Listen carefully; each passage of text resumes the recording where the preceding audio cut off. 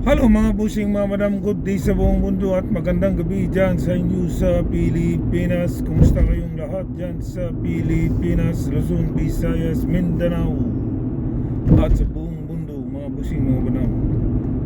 Sana ipagdasal ko sa Diyos na lahat ng mga Pilipino dyan sa Pilipinas o sa buong mundo na laging masaya po kayo at bigyan ng masaganang buhay at kalusugan ng Panginoon Diyos.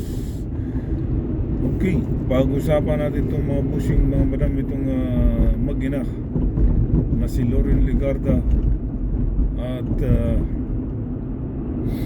ang kanyang anak na paboritong anak na si Leandro Leviste. Napag-usapan natin ito last week itong mag-inang ito na umalis sila sa iba sa Pilipinas di ba? Na content ko na ito so another second follow-up itong mag-ina una kong content umalis di ba? So tapos hindi na babalik. So tama yung kutob ko, maaring hindi na talaga babalik mga busing, mga madam, itong mag-ina dahil nga sa kanilang mga hinaharap na kaso dito sa Pilipinas at di ba? At so talagang hindi nila harapin dahil naisip ni Loren Legarda na yung kahihiyan niya, hindi niya matanggap sa kanyang buong pagkatao niya ang kanyang karir ay masisira sa ganung bagay na gusto namang na ganung bagay nang dahil sa kanyang anak tuluyan nang masira ang kanyang karir bilang isang politician. Biruin mo mga busing, mga madam, napakaganda ng karir niya, ang kanyang karir sa politician. Nagsimula siya sa newscaster, napakaganda, di ba? Sikat na sikat siya. And then pumasok siya sa politician. And then lalong sumikat siya dahil sa napakatalino niya at maganda pa. Siyempre yung time na yun newscaster siya at maganda pa dahil at matalino pa. So ang ganda ng karir niya bilang newscaster and also politician. So ang karir niya talagang yumayabag o lumulutang sa kasikatan sa kanyang politician. So ang problema ay isang iglap lang, nasira siya sa kanyang ambisyon tungkol sa kanyang anak. Ambisyon niya sa kanyang anak na tulungan paano makakuha ng franchise ang kanyang anak. So nang dahil doon talagang sira siya dahil ang ating mabuting ombudsman na si Boyeng Rimulya ay pinapaliwanag sila sa kanilang kasong graft and plunder. So mabigat talaga yan mga busing, mga madam. So naisip ni Loren Legarda na ayaw niya mangyari kay Marcolita, di ba?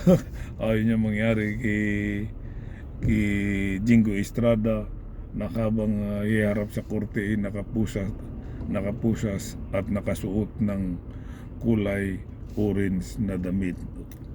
So mabigat sa looban niya yun. Kaya sila umalis ng bansa at siguro so maybe 80% na hindi sila babalik dahil pag bumalik sila ay nakahanda na yung mga investigasyon niya sa kanilang mag-ina na pila na kasong graft and plunder tungkol sa franchise na kumuha sila ng franchise at niloko lang nila ang buong Pilipinas yung kumuha sila ng franchise at binigyan ang anak ng franchise tungkol sa kanya. So dawit talaga siya dahil sa time na yun siya ay very powerful at hanggang ngayon dahil isa siyang senador. Ayun. Paano yan, Loren Legarda? Nag-aabang sa inyo ang graft and plunder sa ombudsman at hinihintay kayong magpaliwanag kasi kung yan hindi anong tawag dito, hindi na paliwanag dahil may preliminary investigation preliminary investigation. Ibig sabihin na iba yung paliwanag kasi ang paliwanag pala mag-submit ka ng affidavit mo. Ito hindi preliminary, kailangan ikaw mismo ang harap kasama ng attorney mo, di ba? Harap ka na magpaliwanag kasi preliminary na so mabigat talaga. So kaya siguro umalis yung Magina sa Magina, lumabas ng bansa dahil nga takot siya na maaring mangyari sa kanya na katulad kay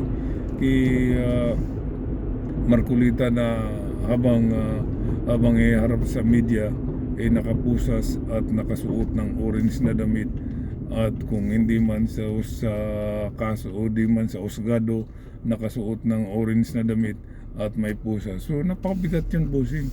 So yun ang hindi niya siguro matanggap at kaya siya umalis at tuluyan ng masira ang kanyang political career at sayang sa sobrang talino niya at napakasikat niya nang dahil lang sa kanyang anak nasira siya, di ba mga busing, mga madam? So ito na lang masabi ko kay Loren Legarda, good luck na lang sa iyo kung babalik ka man o hindi.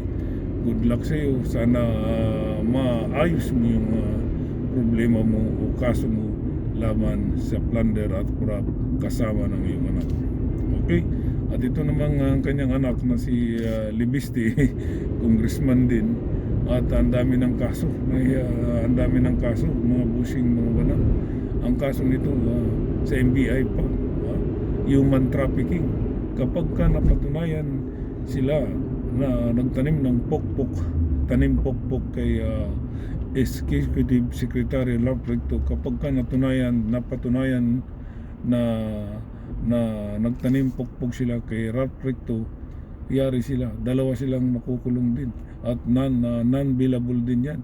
Human trafficking kasama si Jing Paras at si Leandro Libiste na mga utak didilis pa rin. O di ba? Kung kailan to si Jing Paras, kung kailan nang tumanda, saka naman naging utak didilis. Ito naman si Leandro Libiste, kung batang-bata pa, isa ng mangluluko sa taong bayan at mangdurugas at sakim sa kapangyarihan. Kaya ganyan ang nangyari sa kanya ngayon.